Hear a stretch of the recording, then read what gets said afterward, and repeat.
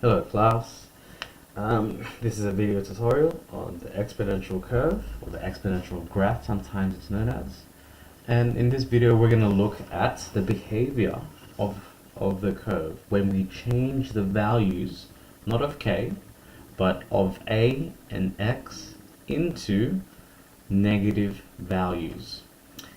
You'll see in a moment how when we change the values of the base to negatives, it reflects the entire curve along the asymptote of that curve. And when we make x into the negative, the power negative, it reflects the entire curve along the y-axis. Once again, as before in the previous video, I'm going to leave the red line here to see what it is originally. And we saw also how these values change. So the constant moves it up and down, and the base affects how steep the graph is. So now let's take a look at what happens when we make the base a negative. So you're going to see in a moment a purple line here. Let me move this up so there's some space. You're going to see a purple line reflected along the asymptote. Take a look. There it is. As you can see, it is y equals negative 2x. And just so you can see, it's perfectly reflected when the y-intercept of the original green line is 0, 1. So the y-intercept of this green exponential curve is 0, 1. The intercept of the purple line is 0, negative 1. It's as if there's a perfect mirror here, and it's reflecting it along the asymptote. So this green line here is the mirror. Really, it's the asymptote, but it's reflected along its asymptote.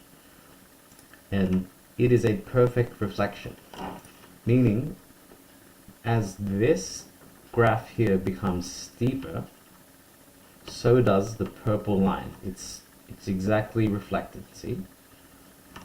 So, whoops. When we increase the value of the base, this also increases. It's just facing downwards, or reflected downwards. Similarly, if we increase or decrease the value of the constant, the entire thing moves up and down along with it. So take a look. If we move this up like that, so we have y equals 4 to the power of x plus 4. It curves like this one, the green one here. I'll move this so you're not so confused. And the purple line is negative 4x plus 4. I'll remove the green one so you can see. I'll remove this one as well. Whoops. We'll remove, where is it? There it is. But that green line is still the asymptote of this graph here. It's still the same asymptote. So when the constant is 4, the asymptote is 4. However, this time, take a look at its intercept. Before, with the original one we saw, the intercept was always 1 greater. It was always 1 greater than the asymptote. This time, if you take a look, when the constant is 4, the asymptote is 4, but this time the y-intercept of this negative 4 to the power of x is now 3. So when you do 4 take away 1, you get 3. So by that I mean if I move this to, so the constant is 3, the asymptote is also 3, but now the y-intercept is 1 less than 3. It's at 2. And it'll be the exact same when we move it into the negative region.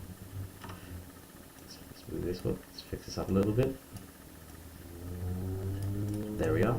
So y equals 4 to the power of x minus 2. The asymptote matches the constant.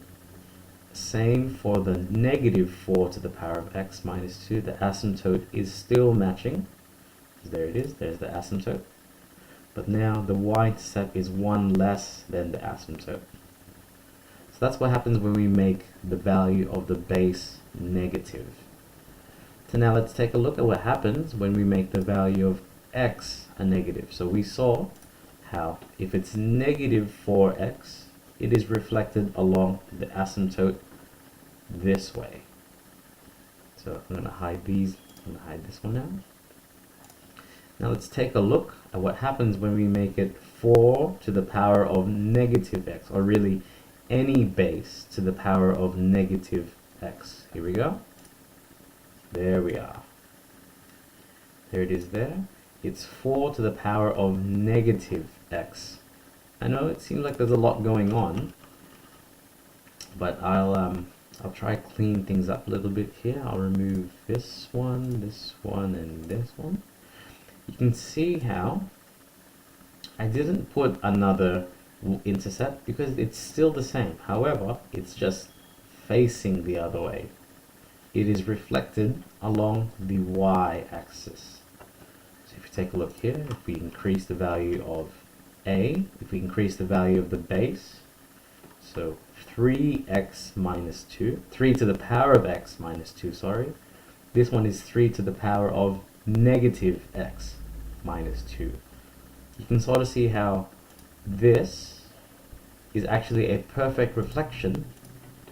Instead, it's negative x. So if you take a look, it's exactly the same, just facing the other way. It's flipped this way rather than this way this time.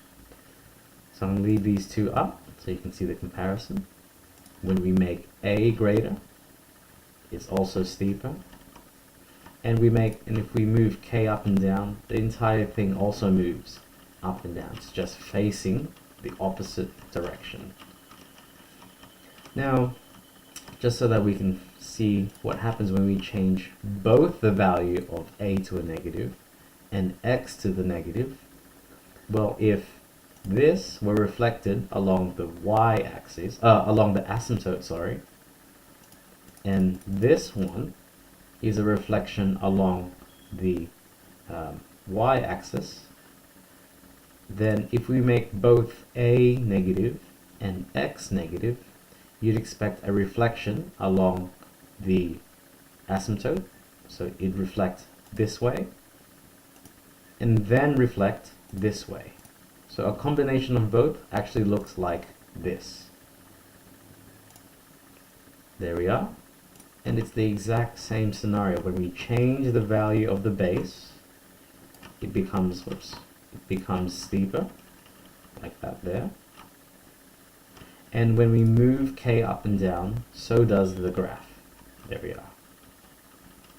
So I hope that gives you an insight to the exponential curve,